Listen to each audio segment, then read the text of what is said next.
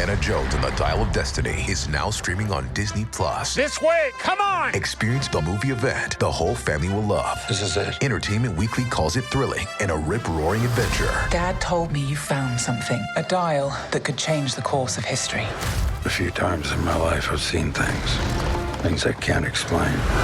But I've been looking for this all my life. Indiana Jones and the Dial of Destiny, rated PG-13, now streaming on Disney+.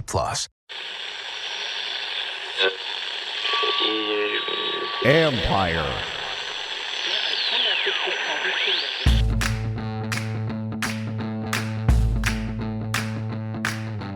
Hello and welcome to my podcast. Do me a favor, subscribe to the John Conway Report wherever you get your podcast. You're watching on YouTube. God bless you. If you're watching us there, hit that like button, hit that subscribe button. You can find us there as part of Empire Media. That's AMPIRE. Always much appreciated when you tune in. And if you're watching on YouTube, you can see Sam Fortier from the Washington Post is joining me to talk about this debacle. But Sam, I don't know that there's much to say about this game in general, other than the big picture, meaning as always with this team, 4-9. Let's start with, where do you start with this? What's your takeaway from this one? It's a wrap, but what's your takeaway? I got two things. First, shout out to all the football sickos who are listening to this after a 45-15 loss. Those are my people. So I appreciate you guys tuning in. Those people are why we're employed. That's true.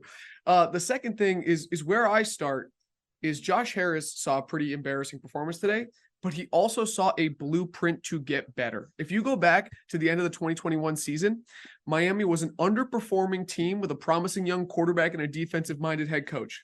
They fire Brian Flores, they hire Mike McDaniel, and I think it's a lot more complicated for Washington to follow that blueprint to success than just finding the next Mike McDaniel. I think that's pretty simplistic. But if you are able to do some of the things that Miami is able to do, whether it's acquiring really fast players and elevating them with an innovative scheme, I think the core of it is Miami went out and they said, we have a young, promising quarterback. We need a guy who can elevate him and figure out how to put those pieces around him to elevate him. You're not seeing an offense that is maximizing its pieces right now. And so I think Josh Harris can look at this game and say, how do I do that? And I'm glad you started there because I think it's a great place to start. So thank you for going there first, because when you watch Tyreek Hill and this is one of the things I want to watch for this week is how are they using Terry McLaurin? Why is he not? He had no catch today. Why is that? Is it, we can sit here and say, well, maybe he's not AJ Brown. He's still really freaking good. He's still a really good player who was not a part of this game at all. And from a production standpoint. So then you watch Miami and you watch on Tyreek Hill's, first of all, the first touchdown, they audible to that play. And then you have a mess up by the two defensive backs. They simplified things and they still got it wrong. That's a problem going forward. But it's to Miami's case. Then you look at the second touchdown they had, where they set him in motion right before the snap. So he gets basically a running start. He can turn up with some sort of momentum going forward. Now he's even harder to cover. He has another one. It's a 3rd down and 12, and they create space for him by sending the running back, Achan, out in motion. So now you're stressing the defensive back. You widen the splits a little bit, and now you're creating a gap for him to get in there. That's what they do. And so they take a guy who's dangerous and they make him more dangerous. And I don't think we've seen that this year out of this offense. No, we have not seen the scheme elevate the players and vice versa. And I think a really good example of just the way that you can get complementary, not football, but complementary skill players is on the second touchdown. Tua Tagovailoa and Tyreek both talked about this in their press conferences.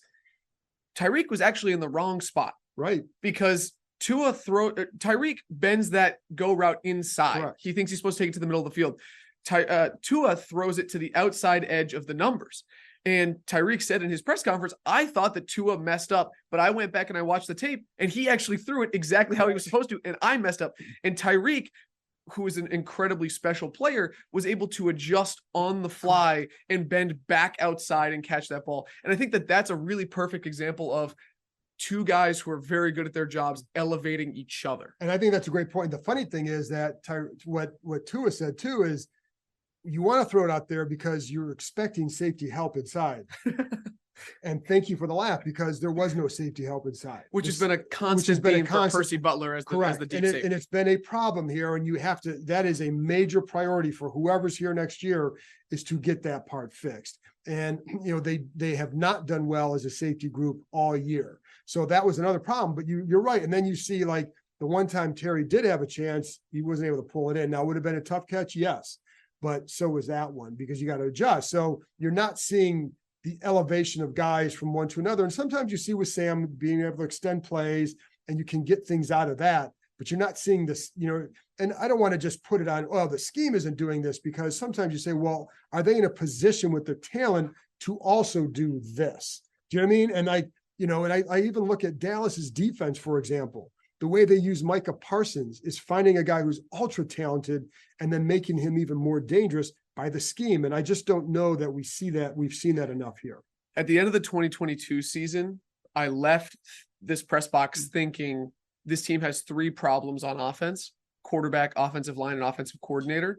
And while I think that each of those groups has had promising showings at certain parts, I don't know that they've found, including Sam, even though he's played really well at points, I don't know that they've found the long-term solutions to any of those three. And I think the line is clearly where you invested the least this offseason. It's a massive problem, but I'm not willing to put it all on them. Right. And I think that, like, when you look at today, and when you look at Dallas, and when you look at a couple other games, they struggle to create in structure. There's a reason that a lot of the best plays of this offense is Sam scrambling and finding a running back running up the sideline. Like, the big plays have been. It's been a massive problem. And that's been from the New England game on. It's been like that, where a lot of the big plays are all coming off of that.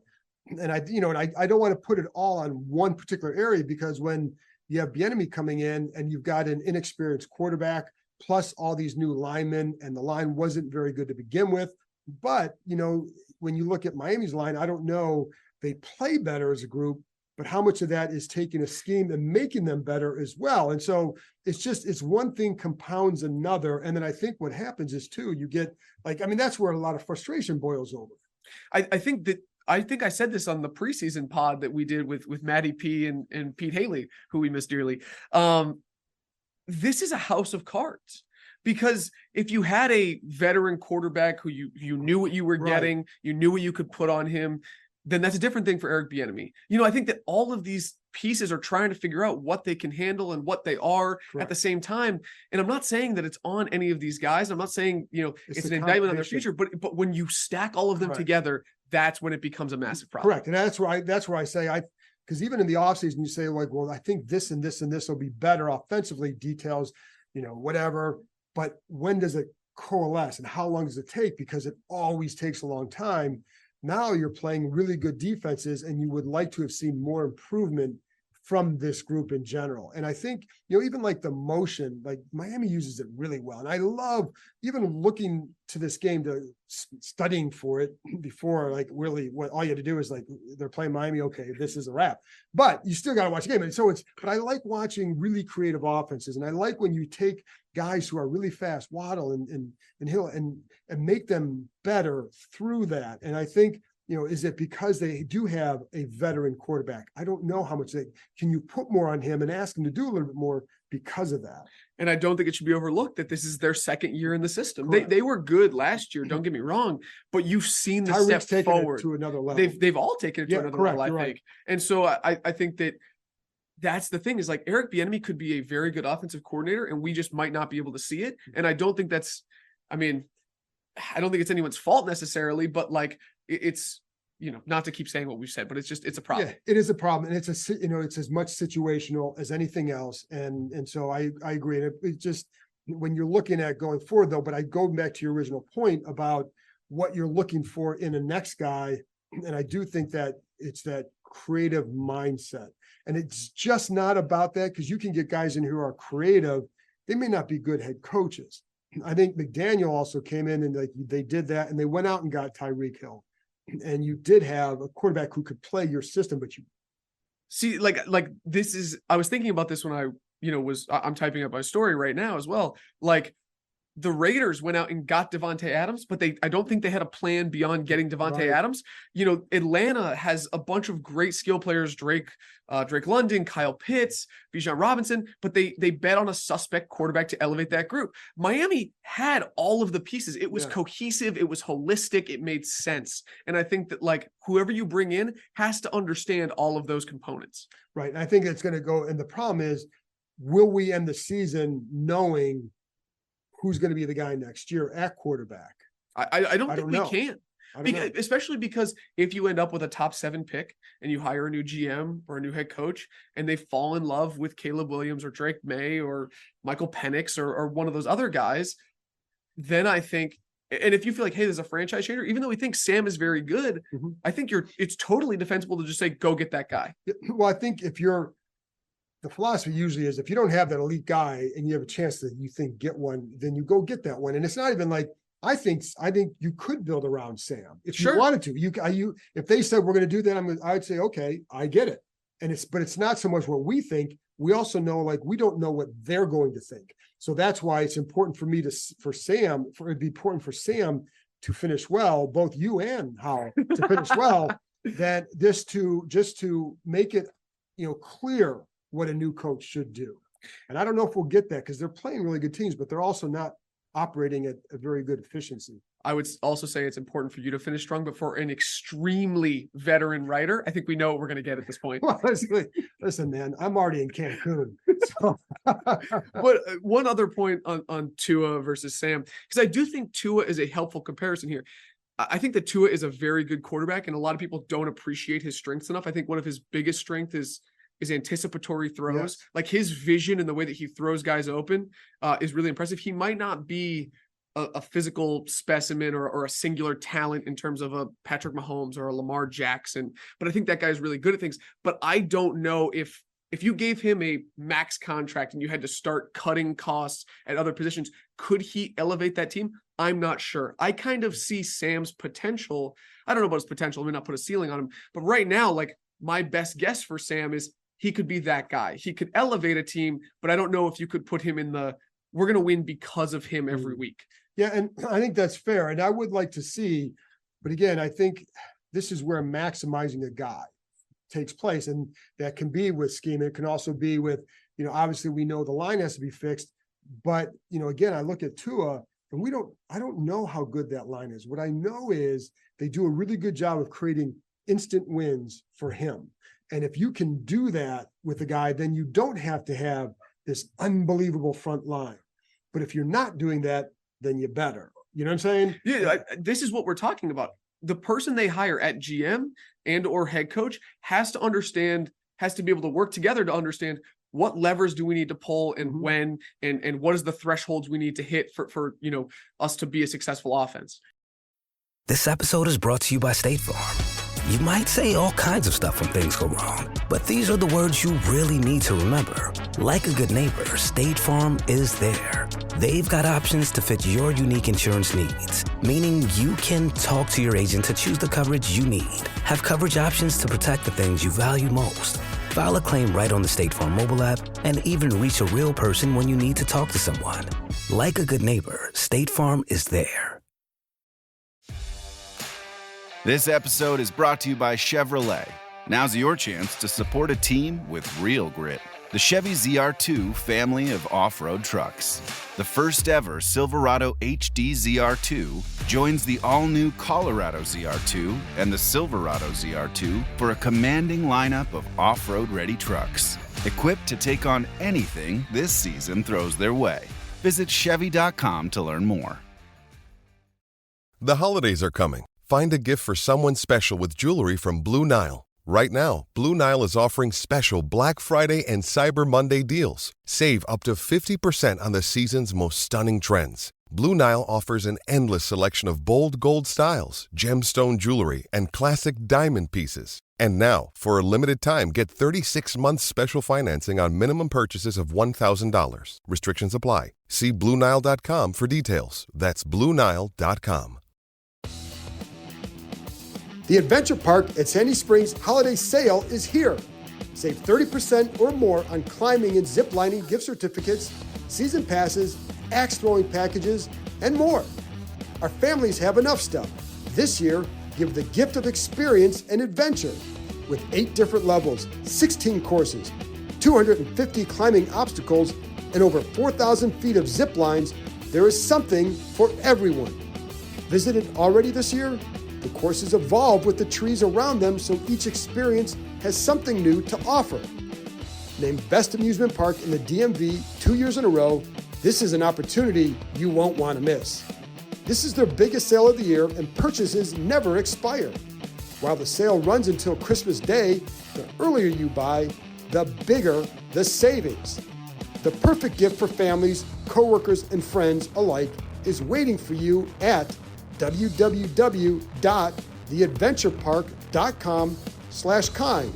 That's www.theadventurepark.com/kind. And that's KEIM. Do I really need to ask, did you see any defensive changes? Do we have to go down that road? I mean, we can.